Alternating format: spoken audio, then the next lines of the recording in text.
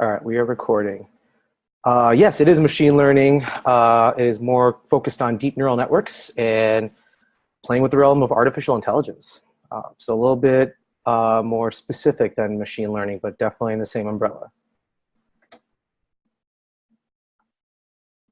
Cool. Hey, everyone. Welcome to Kickoff today. I will go ahead and share my screen to get things rolling.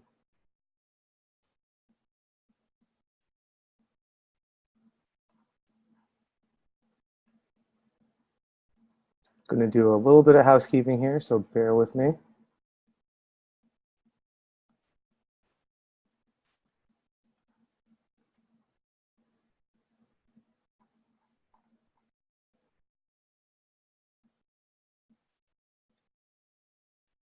Alrighty. So welcome everyone to Kickoff September 13th. Let me see if I can go into presentation mode here. Cool. Today on the agenda, we will be going over some reminders and updates, a few key points of emphasis, and the self-assessment 3 that you all took last week, I believe, will be live coded by yours truly. So let's have some fun with that. Reminders and updates.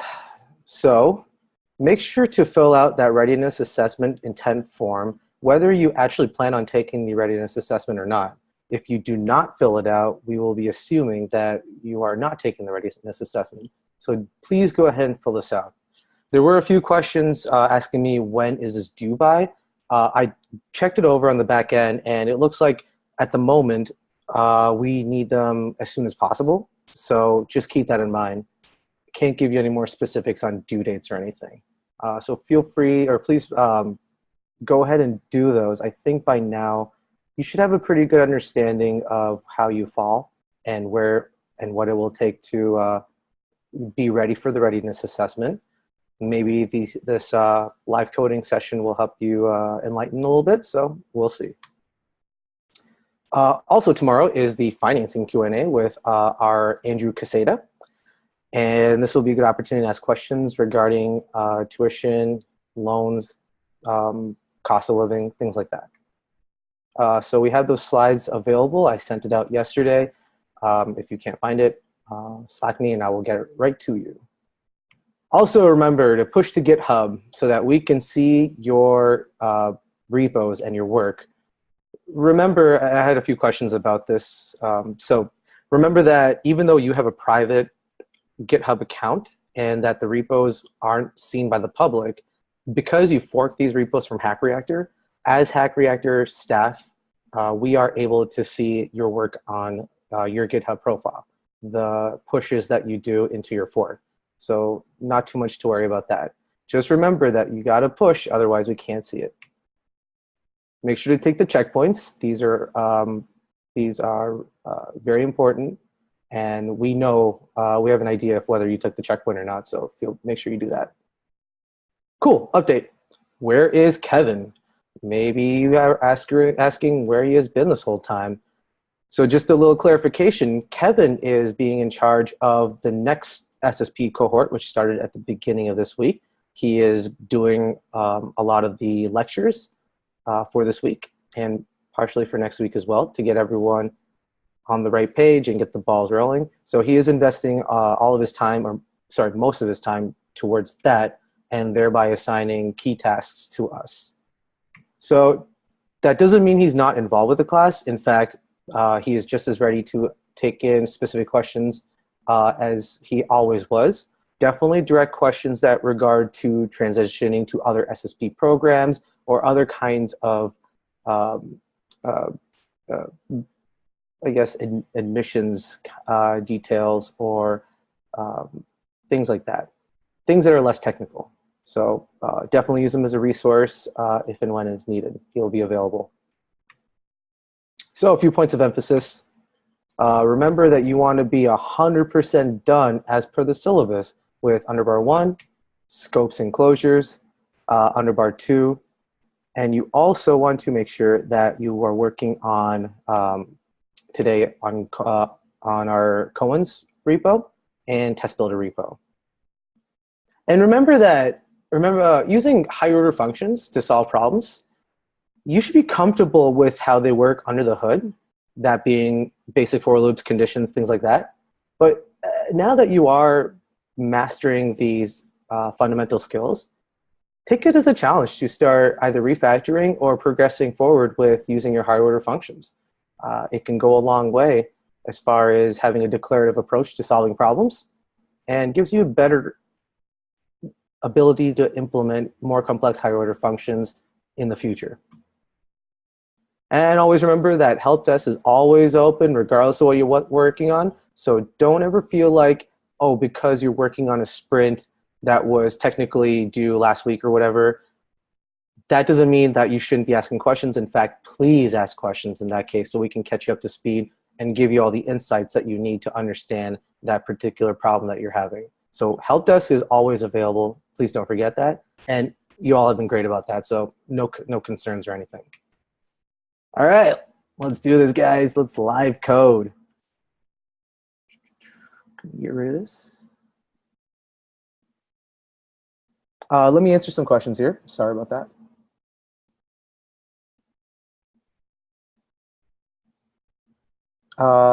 Thank you, everyone, especially Ralph, for getting that link for me. That is very, very helpful.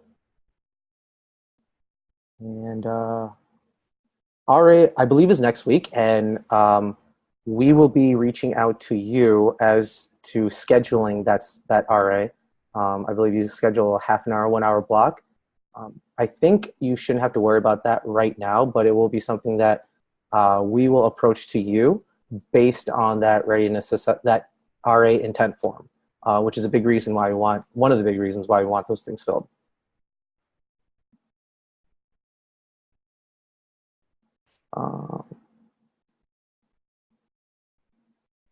Just looking at some of these.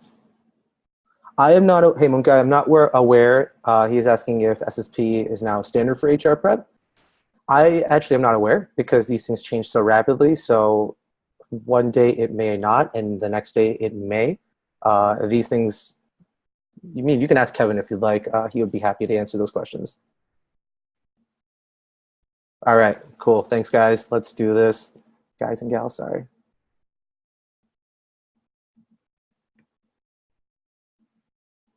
Okay. So I went ahead and started my code editor right here with all of the problems commented out and just a few starting points or starting functions so that we can quickly move on to this. Everyone's good, right? Thanks, Munkai, for the thumbs up. Feel free to give me some thumbs up as a validation of my efforts. Thanks, guys. Let's do this. Okay, so this is the readiness assessment. Here we start off with, and I'll even go to the actual assessment here. Here we're asking to look at this first problem, which gives us each identified right here. And they want us to figure out, hey, this probably has some issues. Let's see if we can notice some of these issues and fix this each statement. So let's go ahead and do that. I will go ahead and comment out this. And I actually wrote some of these already, but let's just talk through this while I update this code so that we can get a better idea of what changes are happening when and where. The first thing I notice is this statement right here, this if condition, where it's saying, it is saying, oh, okay, sorry, I was reading a message from Roger. If anyone has not taken the SA3 yet, a student just came at me saying he hasn't and he dropped out of this video feed. I think that's a good idea. Please go ahead. You can see my screen. Thanks. Cool. So you saw that. Good call, Benji. All right, moving on. Let's do this. So first of all, we're looking at array is array of our collection is equal to false, saying, from what I assume, is let's make sure that our array is, or our collection is an array. So in fact, we are here checking to see if collection is an array. And this way they did it is a little bit problematic because in general, this is something I was taught. most conditions, if you can help it, should be evaluated for its truthiness or its truth, not its false. There are very many reasons for this, but more importantly, a condition being true is more specific than a condition being false. And therefore, you want to target that specific case and create your condition for that. And then possibly create your else statement to be the catch-all for everything that's not in that one specific narrow case. So in this case, I would actually like to change this. In fact, I wrote it down. It's bad practice to target a false condition. And instead, we should probably use something like this. So I'll go ahead and change that. So I'd like to say, okay, is this an array? So we'll use our array constructor prototype on collection. And just like that, we can see, we can evaluate its truthiness. Pretty standard stuff. The next thing I notice is when we start our iteration, we are starting with our first index, or sorry, our second index with an index of 1. This should be an index at 0. Another thing is we are looping through collection, but not a number. So we actually want to loop through the length of that collection because collection itself doesn't evaluate into a number. And then I plus equals 1, which is definitely correct. Don't think it's not. But since I have convention, I like sticking to conventions that I normally use, I'll just change this to I plus plus. This is definitely not necessary. Okay. I like how line 9 looks, so I am comfortable with that. So let's go over here. The first thing I noticed that it is an else statement over here. I personally am not a fan of else statements unless they're incredibly necessary. And this is definitely up to you, but something you'll start putting together more in advanced portions of your education, that your else statement, well, I'll show you. So if I was to actually not even have an else statement, which is the way I would propose to do this, the thing that I'm trying to mention here is we assume in our each function that our collection is either an object or an array. Of course, that's quite the assumption, but remember, we can make assumptions. We have to make assumptions no matter what, and we can try compensating for every possible edge case in the world for this function. But that could be a lot. Are we going to make sure it's not a number? Are we going to make sure it's not undefined? Are we going to make sure a whole plethora of reasons? In this case, I'd like to think that we can assume that collection is actually going to be an object or an array. Otherwise, the function would break anyway. That's just my 2 cents. Please feel free to do the way you're most comfortable. In fact, go ahead and use else statements because it's a little bit not obvious why you won't need it at first. Ultimately, if a function does not do anything, it automatically returns undefined. I'm not sure if you knew that or not. So that's something to pay attention to. But we still want it to do work. So what I'm going to do is, before I get rid of this, is another point I really want to stress. Sorry for jumping around there. But if I am looking for type of, and the collection is object, I have mentioned this before, but let me just solidify that point right now. We should be aware that a type of an array evaluates itself into an object. There are very specific reasons for this, and a little bit not in the scope of this particular live coding session. If you have questions, please feel free to reach out, but this is a very important point. So if you are confused about this, make sure to address that or ask us. Of course, if we create an object here, we're going to get the same thing. Oh, it doesn't like that, sorry. If we create an object here, it's going to say object as well. So it's not specific enough to case for the objects. So that's what I mentioned on point 5 right here. I'm going to get rid of this. change a little bit here to make that clean. And the last thing I notice in our function is we're using I here when I is not even identified in this loop. So this is actually going to be key, which is identified here. Good stuff. I like what I see here. So I'm going to go ahead and move on. If anyone has any questions, feel free to reach out. Part 2. And as you can see right here, part 2 is asking for this name breakdown function. And this name breakdown function, it looks like it's going to take in a name and it's going to return an object. Specifically, it's going to return an object with the first, middle, and last property. And make sure we consider that if a middle initial is not present, we are not going to put in a middle property. And therefore, calling has one property on middle on the result will actually be false. So that's something to keep in mind. Also, let's assume that all names don't have, all input values don't have more than one name. What this means is you won't have a first name that's actually two separate words separated by a space. This is going to be important. So what I'll do is I will first start off with my pseudocoding, which is always important. I'm going to identify my inputs. Our input is going to be, well, a name. Cool. And I believe it's going to be in string format. Let's see how they have it here. Cool. In our example, it's string format. So let me make sure I identify that. Our output, as you can see, is going to be an object with name, first, middle, last properties. If middle doesn't exist,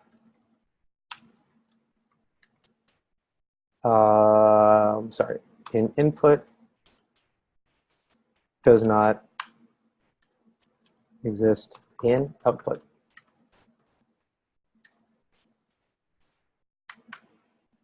Cool. All right. So I've already identified here that name is going to be my first input. Alrighty. How are we going to do this? Well, since we know that the output is going to be an object, one thing we can do is start by declaring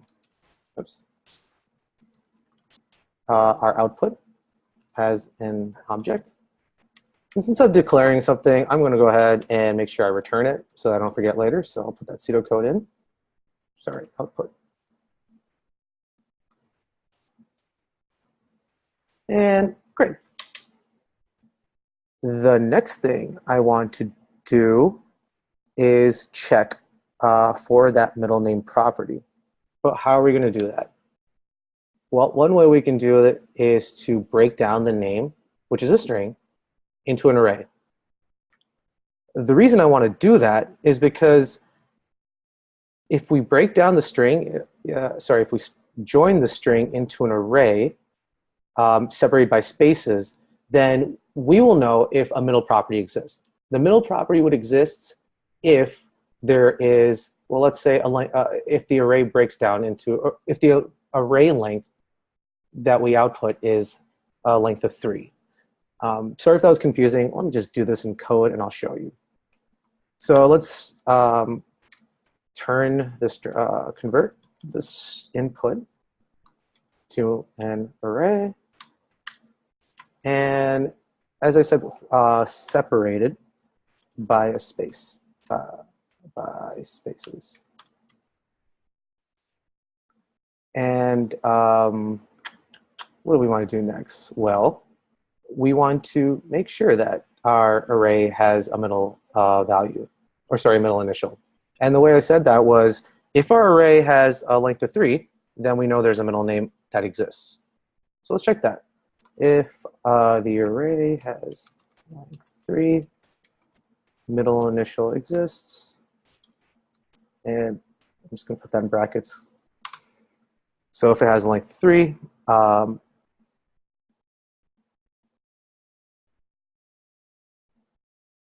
Yeah, thanks, Andy. If the length does not equal 2, that's one way of doing it. We can also say if the length equals 2, do it this way. We can say if it equals 3, we can do it this way. If let's say greater than 2. Of course, there's a lot of examples, but thank you for that one good example. I'm going to stick with this. Let's start with length of 3. And if we do have a length of 3, let's convert output or set output. Or I'm sorry, let's define the properties or the keys in the output. Set keys in output. First being the array at 0, middle being array 1, last array 2. Then again, this is one of those situations where you kind of know if the array is going to have either 2 or 3. So I won't bother with an else. Make sure you're being very explicit about that to either to both yourself and during interview settings in a code or telling the interviewer. What I mean by this is never it's bad practice to always intuitively or implicitly follow a path without defining it to yourself, whether that's internal or writing it down. So that's something to keep in mind. I'm explicitly telling myself that the only 2 possibilities here will be that the array has a length of 2 or 3. In that, because of that, I won't have to worry about the length not being anything else. So if the length is not 3, it's going to be 2. Therefore, I can continue having this condition set to this. And actually, I'm going to not say that because, yeah, I'm sorry, because in this case, instead, I will actually just see if the array length has 2, because I don't want to change it again after I already set it over here. So let's just say if the array has 2. The point I want to make earlier is I don't like using else statements anymore. I'd rather use multiple if statements, but that's just me, and you do you do you. So as we said before, let's set this to similar to what we had earlier, except we are not going to use a middle. And as I said earlier, make sure you're explicit with knowing that, hey, you're not using else and you're using ifs multiple times here. Just something to keep in mind. Cool. Let's go ahead and implement. So let's set the output to an empty object. We're going to convert. Well, let's just declare a new variable called array, and it's going to be equal to our name string dot. And I always get confused between split and what's the other one? Join. So I just want to make sure string dot split. Perfect.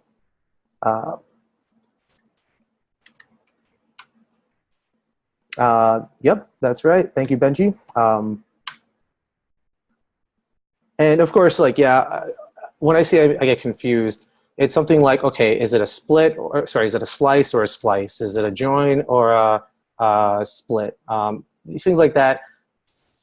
Of course, like, I do know them, but like, it's always good to have that reassurance so that you know you're not going to break something later on, and that you're confident with your logic.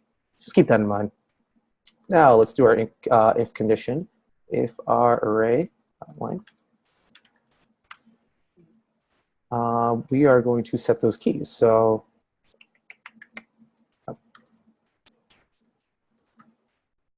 oops.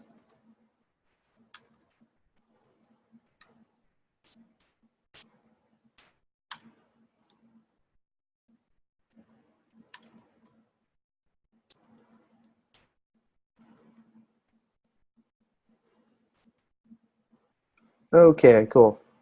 And then same thing with this condition.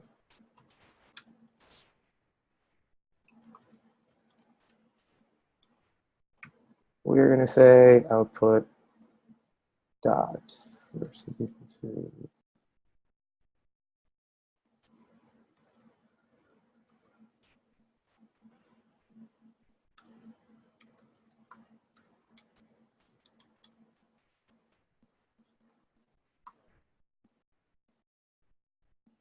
cool. Tim asks, is there any reason to not define first before your if statement?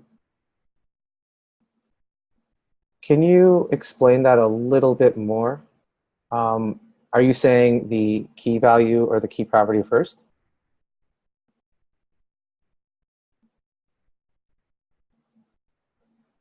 While Tim clarifies his point, let me go ahead and return this. And I will go ahead and test my code.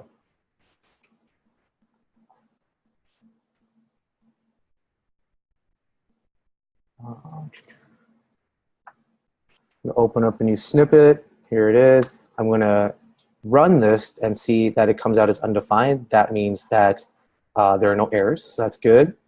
And luckily, we already have some example cases here to test for.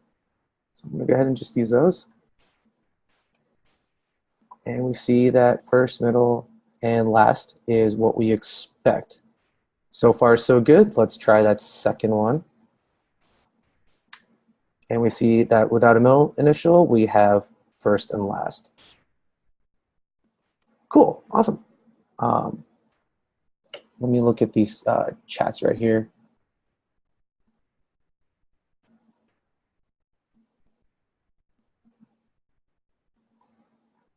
Yeah, of course, you're more than welcome to do the first declaration outside of these if conditions, and that is a little bit more optimized approach.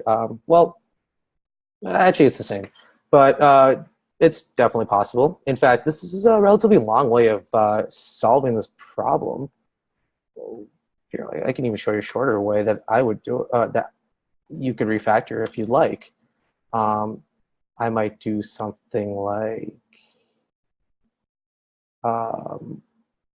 input is equal to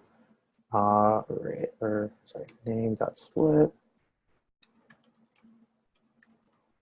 and then if input is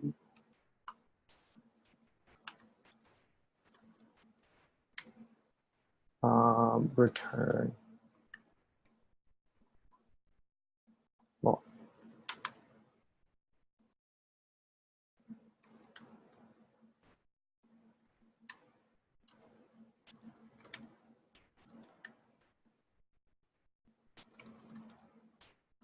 and you can see what I'm trying to do here. Instead of actually declaring a empty object, I can return the object specifically like that. And then, again, same thing if this is equal to, or if this middle initial does not exist. And then it'd be something like this.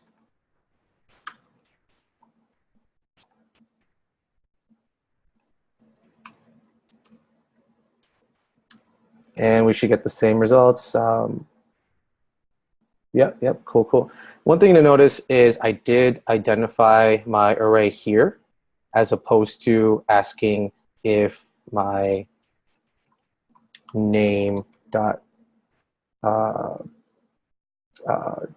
split dot length. The reason I'm doing that, I think is important, is because I only want to perform this action once because it's going to take up computational memory. So that's why I'm storing it as a spatial variable. Should have done var. And in that way, I'm only performing this computation once. Input is assigned that value, and I can quickly just look at that length right there. Just something to keep in mind. Always ask yourself whether I'm space limited, time complexity limited, and other things that you will keep in mind once you start progressing more advanced in the course. All right, part 3. What we're going to do here is create an add identification number. I'll try to go through this a little bit quicker and already start declaring my inputs. My input here is an object. and, and an ID. Cool. ID code. Output. It's a new object, which is really important here,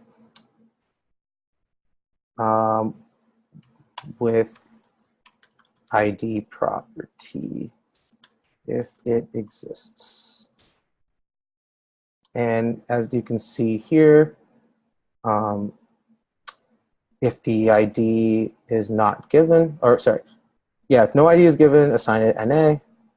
And if the ID is not a number, make sure or return invalid. Cool. So here we have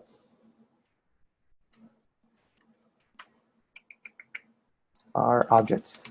And you could put ID as this parameter. I'd encourage not to, because ID can be a very globally used variable, or not globally, but outside the scope of this function.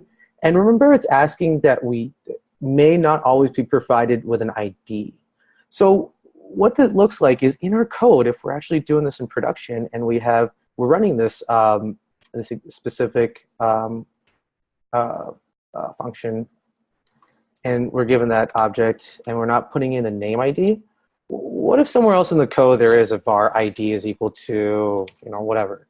And if you don't explicitly mention that, there's a possibility that it can scope this ID and try to use that. So make sure to keep that in mind when you create these unique parameter names.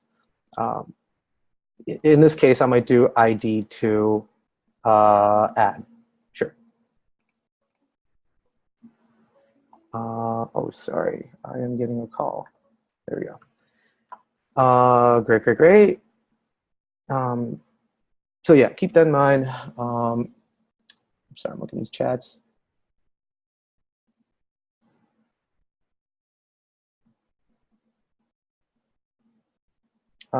John, are you referring to here? Okay.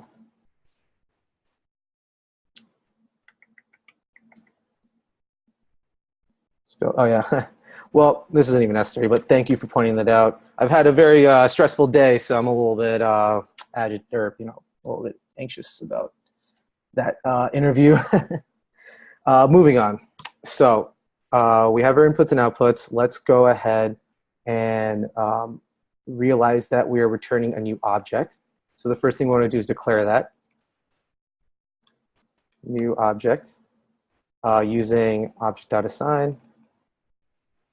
And if we're declaring something new, we want to return it. So return output.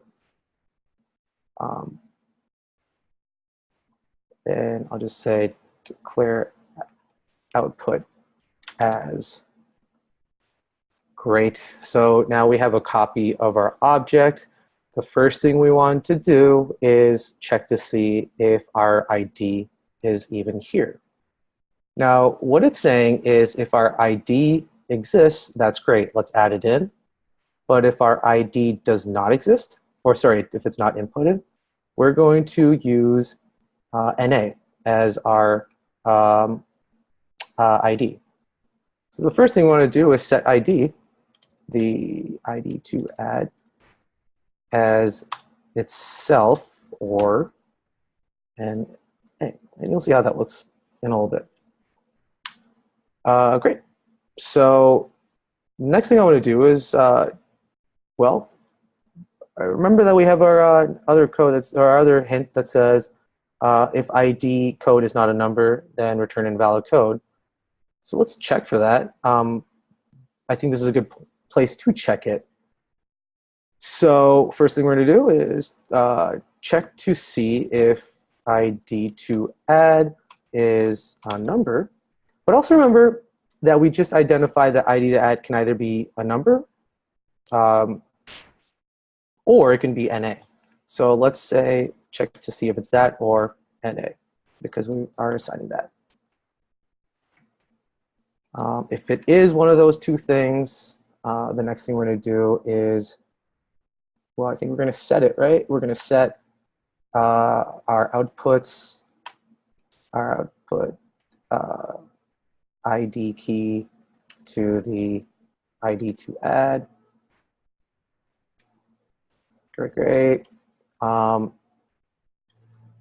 then actually the way I'm going to set this up is I'm actually going to return our output here.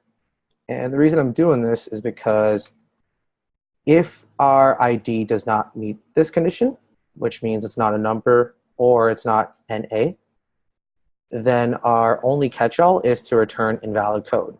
So if it does not go into that conditional statement, this if statement, and since there's a return here, this function will stop running once it hits this point.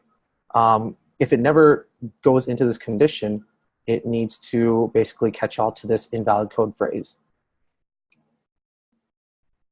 And the way it's going to look is, oh, sorry, hold on. Okay. The way it's going to look is the following. So we are going to declare this output, and we're going to set that to object.assign. To be honest, I actually had to look up how that works in MDN, so definitely don't feel bad that you don't know that off the top of your head. I sure as heck didn't. I don't think I've ever used it, but you know, just something to keep in mind.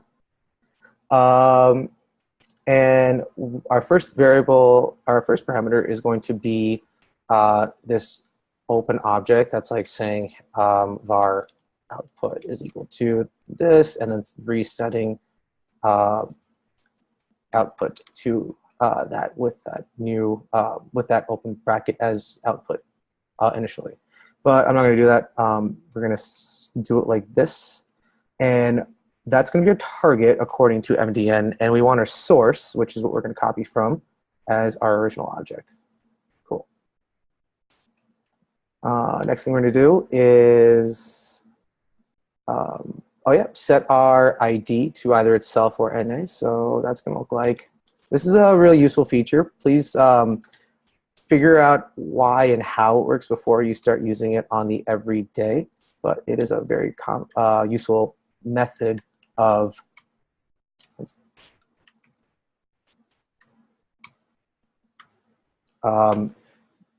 assigning something if it exists.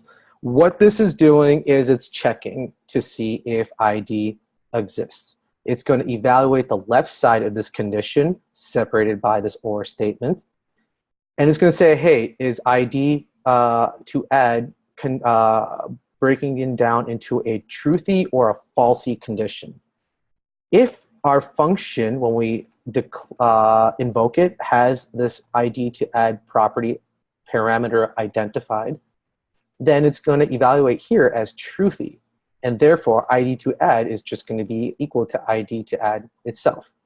However, if we don't identify or insert the ID to add parameter, then over here during this line 130 condition, the ID to add part on the left side is going to evaluate itself to a falsy condition.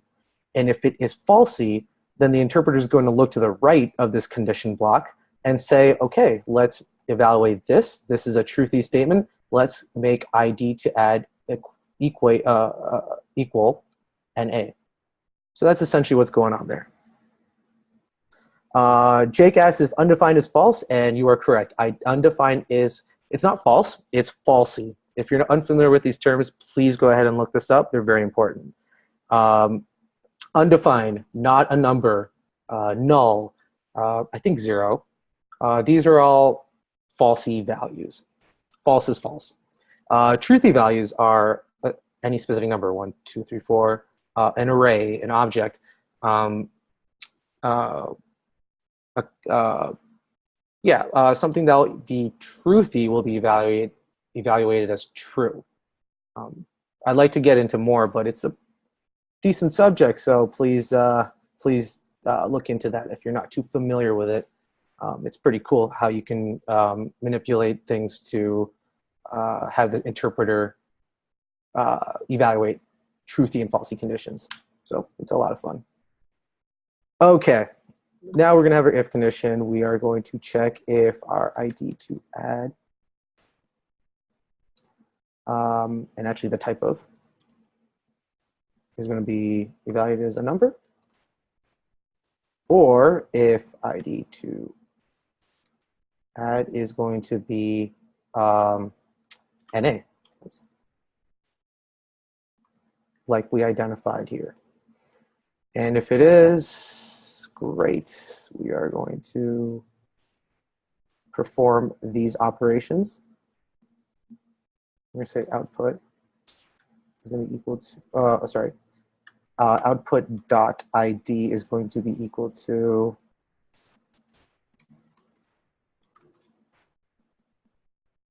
and then we're going to return that. And basically, if it's not this condition, we're going to return invalid code. I'm going to do a few phone calls. One sec. Okay, nothing important. Let's go ahead and run this code. So again, I see undefined, so that's good. It doesn't seem to be any syntactical errors. I will go to our provided examples to make sure that they are correct. In this case, we are given an ID. It is that number. And since it is a real number, we are getting this output, which matches my output here. Great. Let's try our second condition. It looks like we're not giving a ID, so that defaults itself to NA. And our output is consistent with their output. And finally, if our ID is not a number,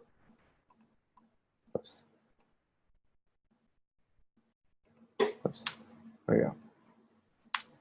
It's going to go invalid code. Now, I just realized something. This could be important. I didn't think of this until now. What if we were given an ID that's NA?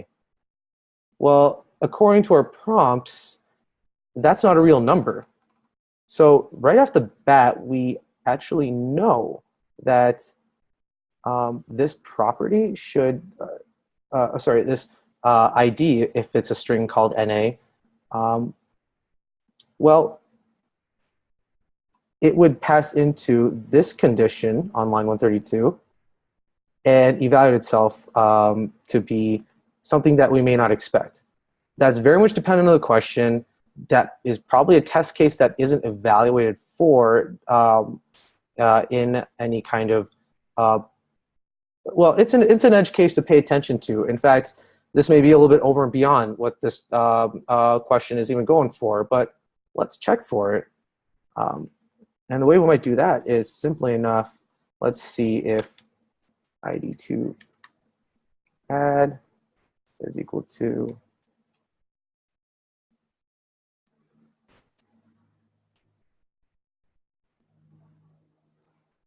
and then we're going to return this statement again. I'm not going to go ahead and debug this. If this might look something like ID to add. This might look something more like, first of all, if ID to add, which means if it's provided,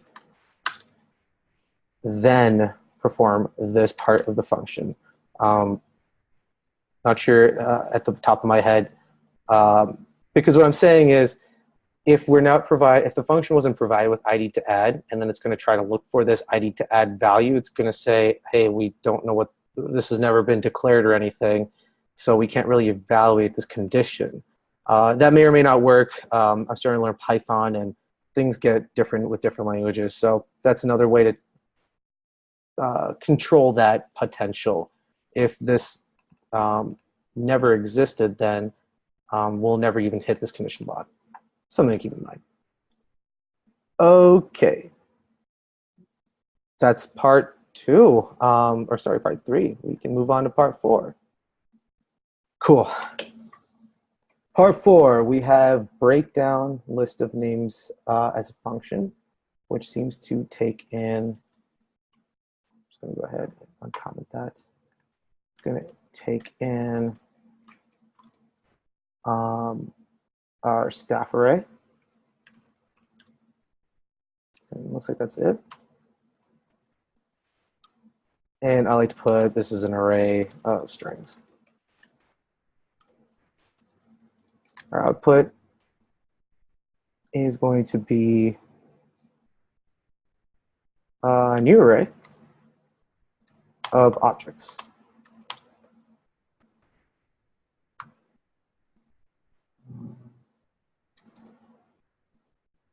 So with names broken down.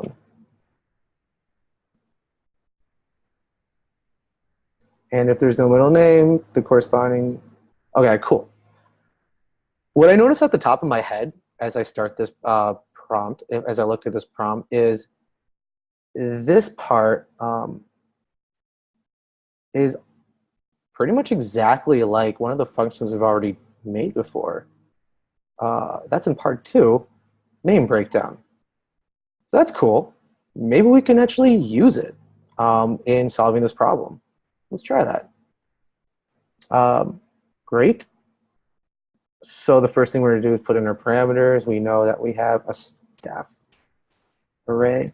And again, I'm making this called staff array instead of just staff, because staff is used as a variable, and to make things less confusing overall, I like to define this as something else. Our output is going to be an array of objects. So this is something nice to consider, or something to know about. We know that our output is going to be an array of objects, a new array of objects. So it's good practice to know that if we're creating something new, we're going to have to declare it. In this case, we're going to declare results array, and I'm going to return that later.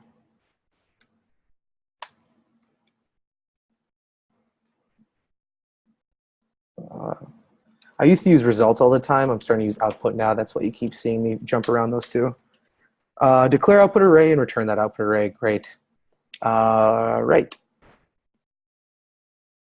So, all right. So now that we have our array and we are already told that we want to use the each function here, that gives us a good indication that we'll be using the each function that we described earlier as according to the prompt. Use each, specifically for the following sections. So first thing I would want to do in our function here is iterate over the staff array. And for each person, I was actually talking to this with a few students. It's really good to use a singular variable name when you're using an each and setting the parameter names, as opposed to people or staff members. I like to put staff member or person. Something to keep in mind so it's easy to follow in English what is actually going on, what is being accessed. Anyway, so for each person, I want to actually run that function that we described earlier, name breakdown. I'm going to use that function. I'm going to push it to our output array. So push into output the name breakdown function of the person. And I think that's all the conditions we have to worry about here. Yeah, awesome. So as you can see, we pretty much take care of all the bulk of the matter with this function. I guess we are good. So let's go ahead and implement. So this is going to be an open array. Well, I can get to that later. And remember, we're using each. So if you need to recheck it, our each function has a collection and iterator, and our iterator is using the value, the index, and the entire collection as its parameters. So here, we'll use each on the collection. We'll declare an anonymous function with a person as the accessed item. And we'll say remember that, just pointing this out, when it comes to pseudocode, when I'm doing this part, the actual implementation, this is almost robotic for me. And the reason is because I've done all the logic in my pseudocode. So all I have to do is worry about syntax now, which is a separation of concerns. I don't have to try to understand the logic and the syntax at the same time. I can separate those two because of pseudocode, which is one of the most amazing things about pseudocode. So output.push, and we're going to push in our name breakdown function on that person. And remember, a name breakdown function has a return statement. And so it's literally going to break down into something that looks like an object like these. So what the interpreter does is it takes this part of the line, performs the action, and this this internal part breaks down into an object. And then we're simply pushing that object into the output. And then return output. Great, great. Let's see how this looks in our debugger. So far, so good. We'll just go ahead and throw these examples in. And our first example we have, first, middle, last, is Aileen Y. Atkins. Great. Let's make sure it still holds up for a non-middle initial case. Awesome. Looks good. No questions, so I'll keep moving on. Part 5. So part 5 is our new function call assign staff ID. It's going to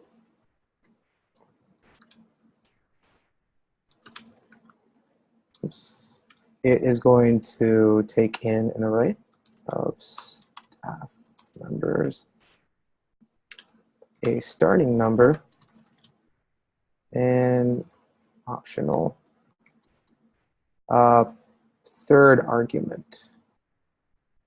That third argument looks to, oh, here we go. Third argument, if not provided, increment by 1. Oh, and each member should get a starting ID code of 11,000 and increment by an optional third parameter. Oh, okay, so it's an incrementer. Cool. All right, our output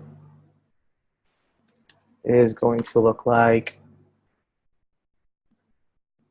a new array of objects.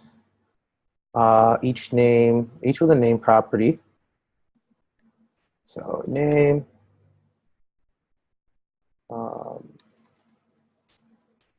name property, ID. That's it. Cool.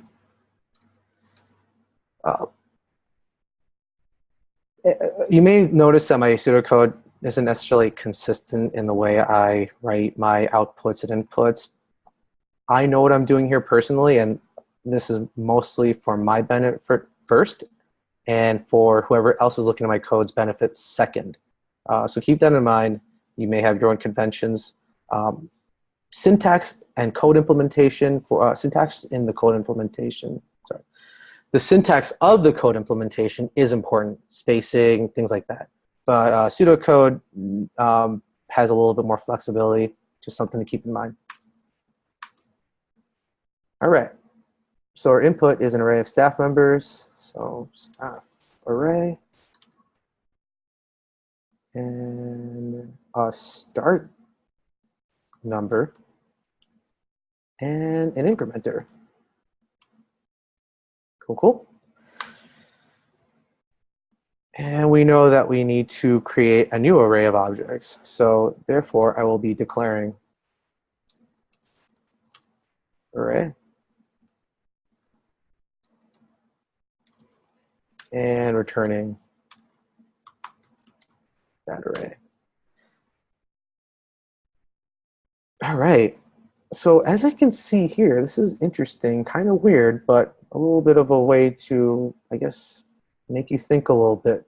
It says that the ID code should always start with 11,000. So what does that mean? It means there's really no flexibility with our start number um, in this particular implementation of assigned staff ID. So as a result, what I'm going to do is literally set our start number to what they want within the code. That's different than actually writing something like this, because 11,000 is not a parameter name. It's not a variable. So doubt that will work, but it's not even clean code. So I would avoid that. What is important is having that start num in there as a second parameter, because remember, our incrementer is a third parameter. And if we invoke our function, with our staff and skip over the start number and just go straight to the incrementer, well, our interpreter is not going to know what that start number is. In fact, it's going to look at this 12 as a start number, and sure, it will redefine it here. But our incrementer, which is something we wanted, is lost in space. It's never shown here. So something to keep in mind. See that Munkai has a question. 1 second.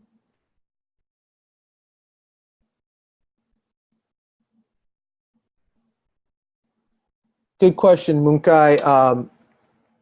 Munkai is asking, do you have to copy and paste your version of each into every new snippet that you write, or is it saved in the console?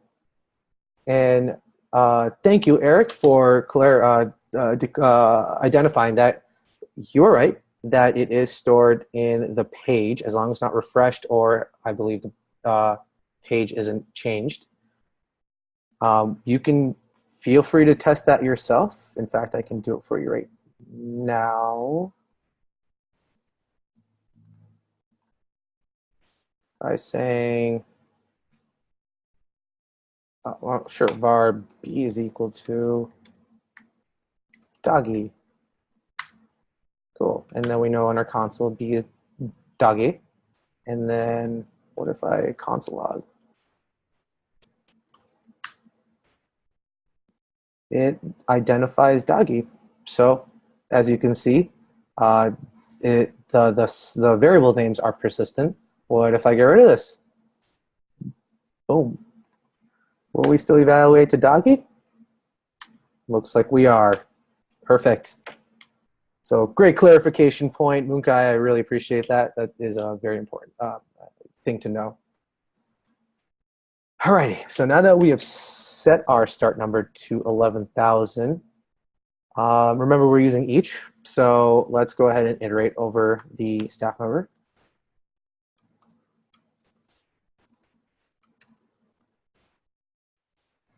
And for each person, using these words like for each, by the way, it's really helpful because it helps you identify very quickly that you will be using something like a for each or an each function. So keep in mind about these key words when you're trying to solve the problem. They're often very helpful. In fact, they're great for just leading you into towards the right direction. So something to keep in mind. For each person, what are we doing? We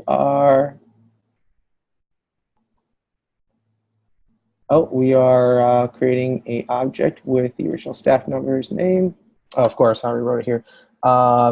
New array with an object with the name and ID. Great. So for each person,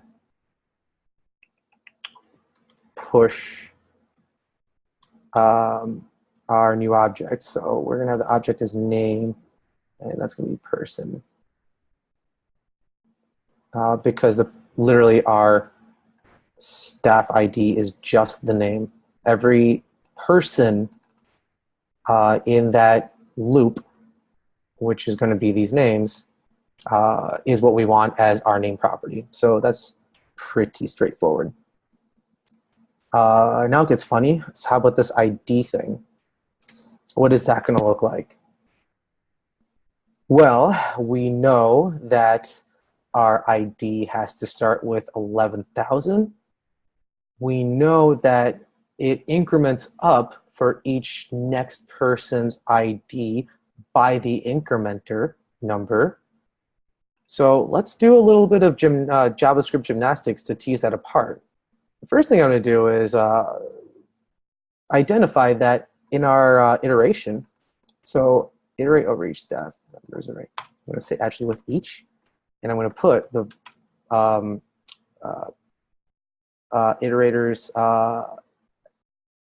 You know what? This might be a little confusing. I'll just show you how this looks in the code. But remember that in our each implementation, as we shown up here, we are able to access the person in this situation, their index, and the entire collection itself. So that's really helpful because we actually have the value or the person and the index available. So we can take advantage of that. Let's do that.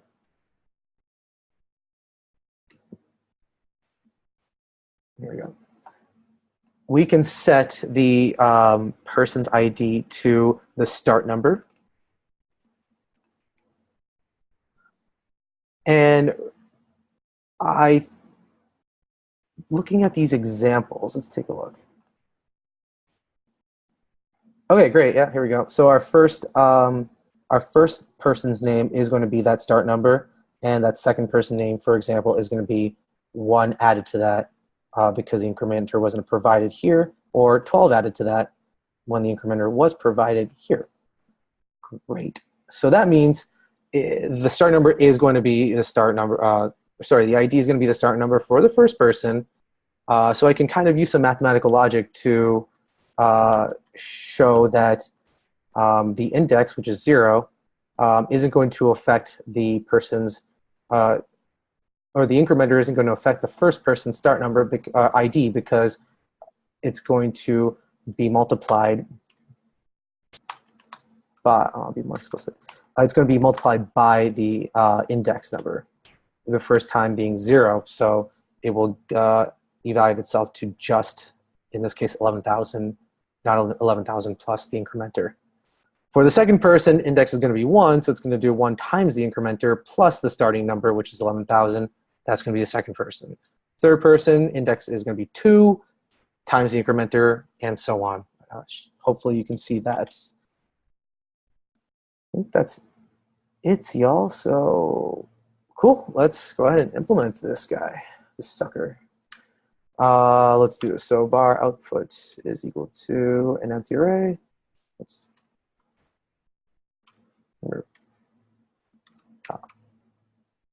Return that output. We're going to set our start num to be 11,000. Great. We're going to use our each to iterate over with our collection being staff array, and our anonymous function, and going to access the parameter, access the values of the person and the index. As I said here, which is we need the index to do this math. Cool. So for each person, we're going to push those items. So output dot push. We're going to start with a name ID, and that's literally going to be what the array's name is identified as I discussed earlier. And then we have an ID property, and we're going to set that to, I already did the logic here, so I can pretty much just go ahead and fill it in.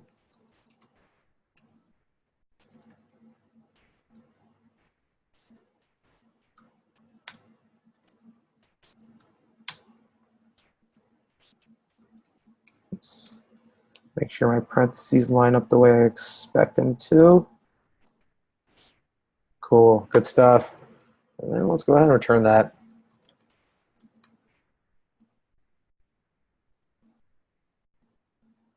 I see spelling, of course. Thanks, guys. and gals. Index. IDX. Perfect. It's been a long day, everyone. Oh my gosh. Okay, what am I doing here? Oh. Okay. I think we're ready to roll.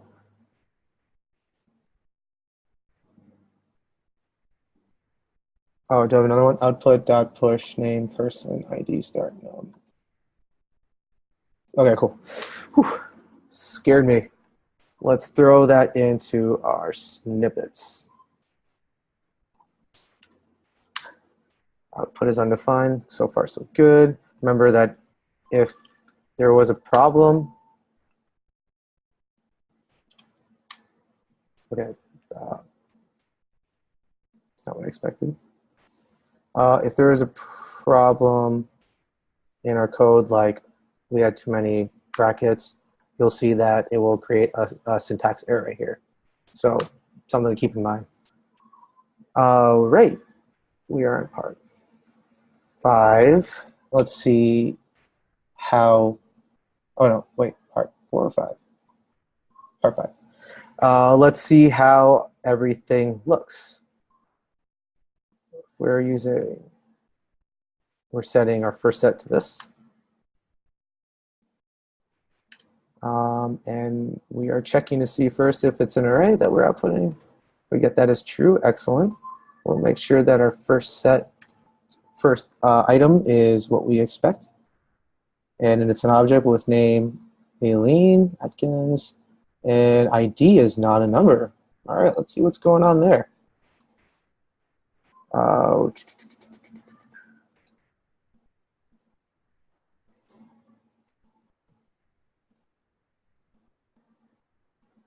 Oh, yeah. That's a very good point. I almost forgot about one of the things the prompt told us. The third argument is not provided. Assume it's incrementing by 1. Thank you so much for catching that.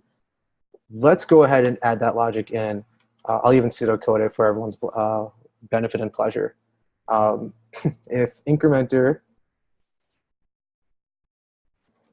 is not provided, well, actually, let's use that same syntax I said earlier. So let's set incrementer to itself or 1.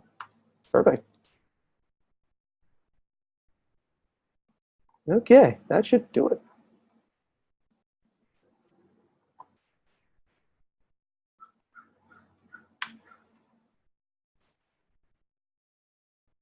Okay, let me as you can see here, I have to redefine my first set to my new function here. 2 things I really want to point out. First of all, when you write a function in your snippet, you have to run it. Otherwise, your console won't see it. So I actually hold command, hit enter to get that undefined. Only then will it update this function to its new form. Otherwise, it'll use the old form, which didn't have that incrementer fix in it. So let me just make sure that we're running this again properly. That's good. And then make sure it's an array.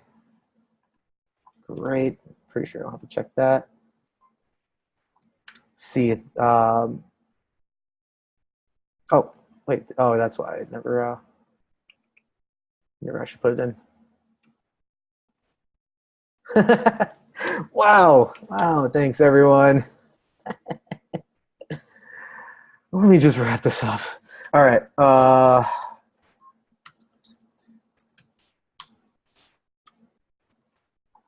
Nice. You got to code. You can't just pseudocode. Our AI bots can't read our English yet. Not to the way we want them to.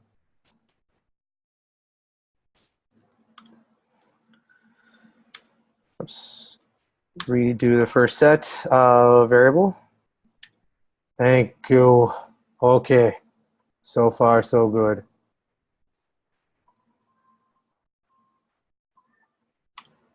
All right. What we expect is what we get.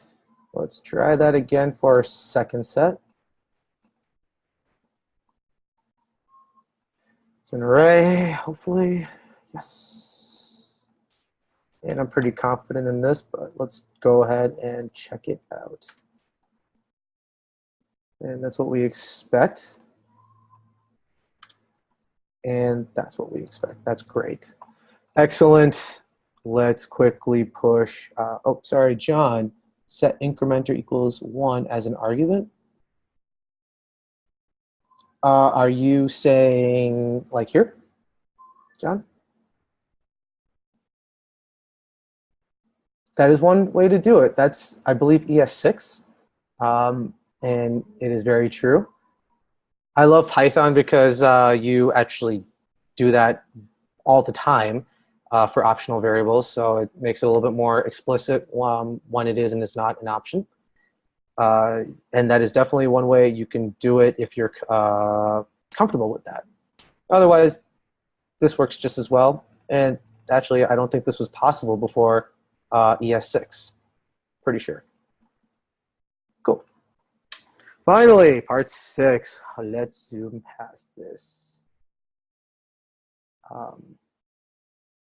Yes, Moon Guy, the force is strong with us. Uncomment this guy right here. The reason I wanted to uncomment this is because remember, if I copied and pasted everything into DevTools, it's going to look at the very last instantiation of staff and make that the staff. So this particular staff, which may be different, is gone, or the staff back up here if there was one. Just something to keep in mind. Moving on. Okay, let's see. Our last and final solution here is create this function called do all have middle initials. And this will accept an array.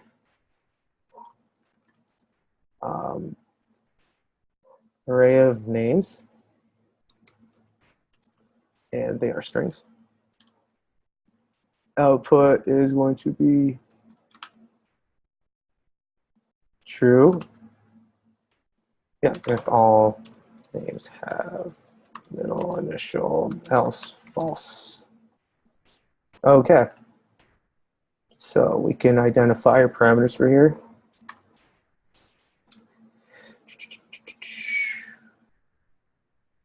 Array of names. Okay. Array of names. Sure. All right. So in this case, our output isn't a data structure. It's a Boolean, true or false. So one way we can start this is to just go ahead and declare our output as either true or false. We'll figure that out later, which one, and return the output.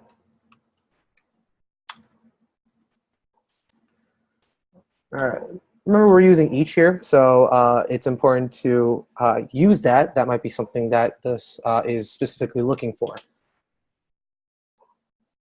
Another thing we can do, and this is pretty nice, is we can look at the provided example as a little bit of an indication of how we can move forward.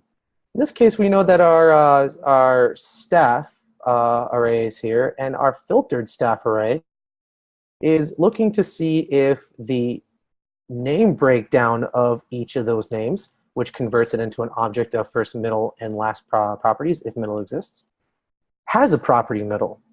So a lot going on there, but if these conditions are met, this returns true, and that name gets added to our staff with mi array. Jake, compare links. Oh, sorry, can you, what do you mean by that?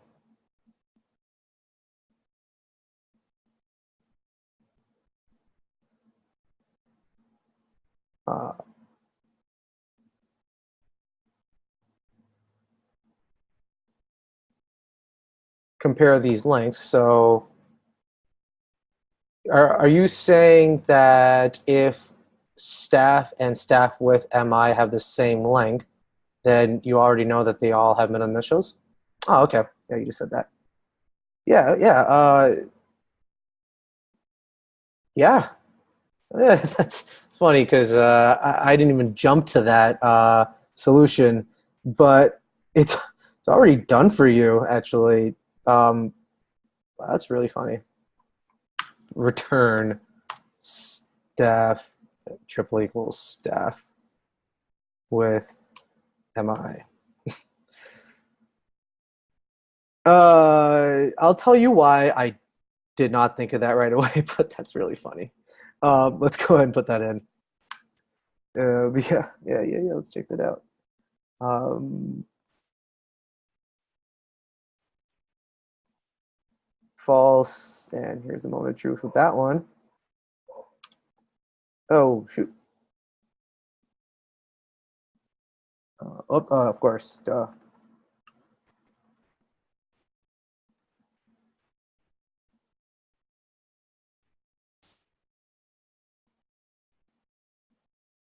I thought staff with MI has a.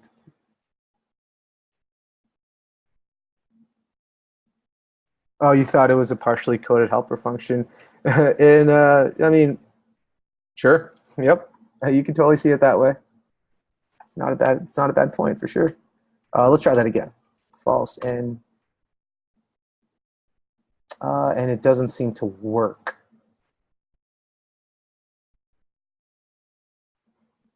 I'm not particularly sure why.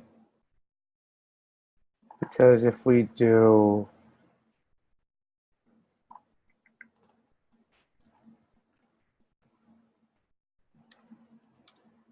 staff at length and staff without. Oh yeah.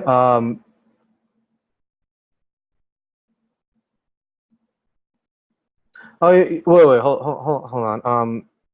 I'm sorry. So you can't actually do this. You won't be able to do this function because these are just examples. But we want to be able to use this uh, function for any sort of array with names, not necessarily just this one. Uh, so it's not general enough to stick with most situations. Uh, oh yeah. And I mean that would work too. I see what you're saying. So yeah, you can set uh, your a second variable to equal this perform this function, and then do that. Yeah, that is one way. One thing I really want to point out, though, and I'm really glad you guys saw this solution. But remember that in the prompt, it specifically tells us that we need to be using each for the following sections.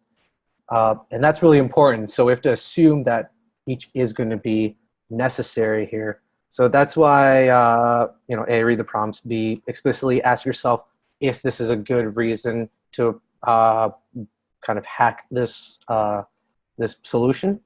But if we are looking for that each element in your array, if we're creating Mocha or Chai tests or assert tests that are looking for this each statement, it's going to come out as wrong. And yeah, so I'm about to do it the original way. Absolutely. So I'll just go ahead and get rid of this and quickly go through our method. So I believe our next step is to iterate over the array with each, and then for each person. And what are we doing here?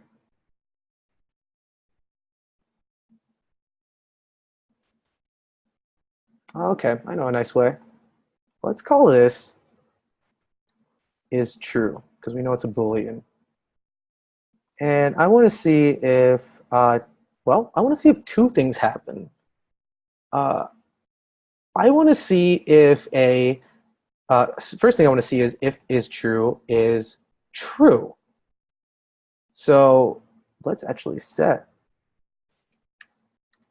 this to is true. I'm going to write this down. I'm going to rewrite this. Let's declare is true as true. The reason for that is because I want to look to see if this condition is met, if this is true, and I want to see if, what am I looking for? If the person has a middle name.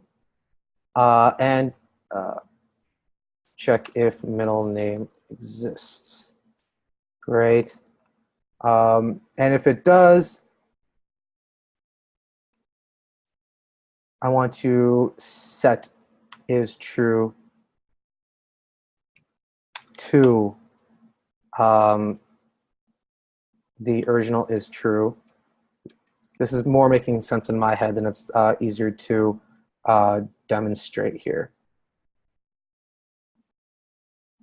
And then we'll return is true. Just use every. Fair enough.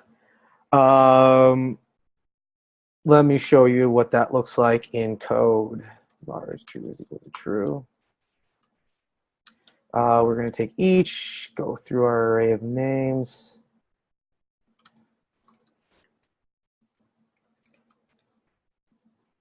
We're going to set, for each person, we're going to set is true to be equal to is true.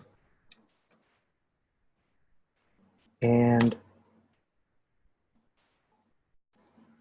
like I did before, I can just split this string with a space, check for its length, and make sure it's equal to 3. It's a pretty nice way of doing that. What that's saying is, you find the person's name, let's split it into, so it's a string, let's split it into an array. If that array has split it into an array separated by a space. If that array's length is 3, we know there's a middle initial involved, then this part evaluates to true. What line 280 is doing is it's trying to evaluate the two sides of this conditional separately. First, it's going to see if is true is true. That means it's saying, is our memo, is our accumulated truthiness still true, or has it ever become a false statement, which means someone didn't have a middle name? If this ever becomes false, then it doesn't matter what happens on the right side. This condition is going to evaluate itself as false, and it's just going to say, hey, it's false is false. We're not even going to perform this, this action. If this is true, then we're going to perform this action and see if this is false or true.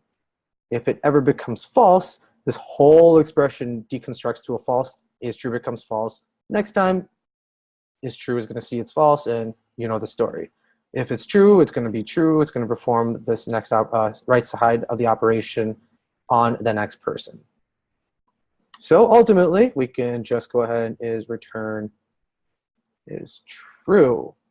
And in that way, let's see if our tests are, if our testing is matching. Looks like I forgot something here. Oh yeah, I always like to put brackets when I do these kind of conditional statements. It helps me to visually look at the fact that it's a condition.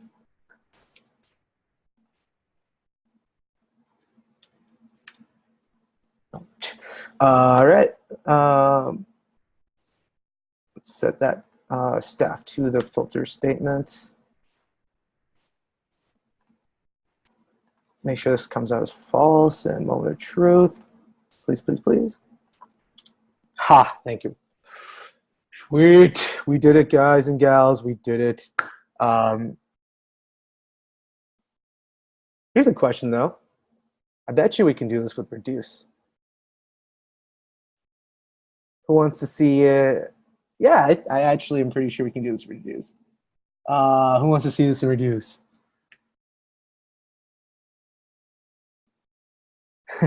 Y'all, I'm an HIR, so I still got another hour and a half of this of very happy time. Don't you worry. Who doesn't want to see in reduce? Thumbs down. Just kidding. Let's do it. All right. I'm gonna just copy this out, and I'm just gonna sort of do it. Just follow along, ask questions, all that good stuff. If I remember right, let's do, first thing we want to do is we can straight away return it. And we're going to return our collection dot reduce, and our reduce has a anonymous function and an accumulator. So start off with our anonymous function, and our anonymous function takes in a memo and a value. So our memo is what we described before, is true, and our value is essentially a person. And then we're going to return our is true, and actually we can use this name breakdown function. In fact, we just do this.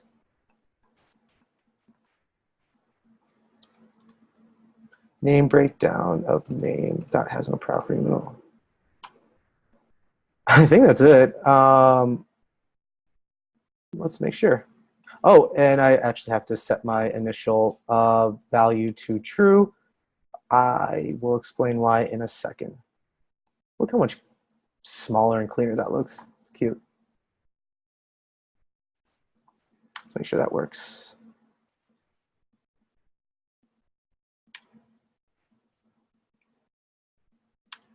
False and oh no.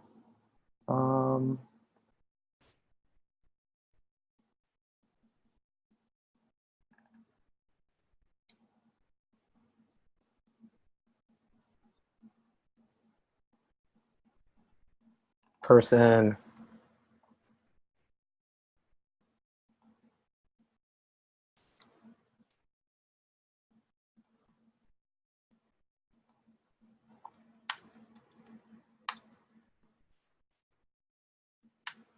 False. True.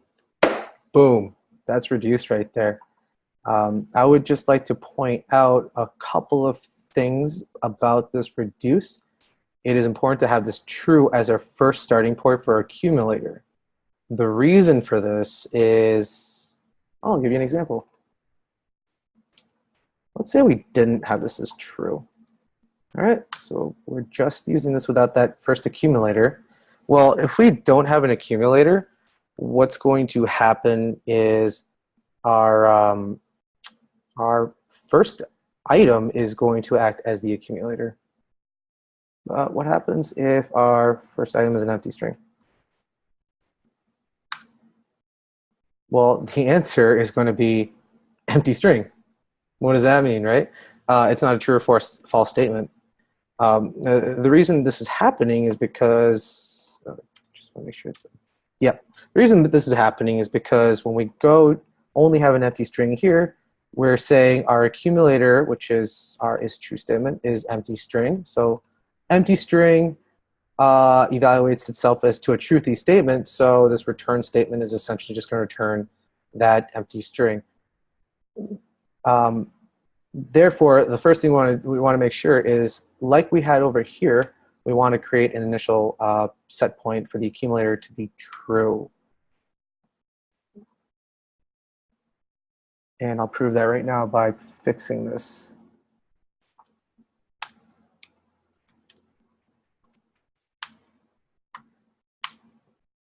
With that true statement here, we notice that, cool, we have a false, which is what we expect. So it's more robust. That is it, everybody. Thank you for bearing with me and all. Sorry for taking up so much time. I hope this was useful. This would be a good opportunity to ask questions about this, especially in terms of readiness assessment, and give yourself a good idea of where you fall as far as preparation for the readiness assessment. All right, I'm going to stop sharing my screen. And if anyone else has any questions, thank you, Olga. If anyone else has any questions, feel free to reach out directly. Signing off. Thanks, everyone.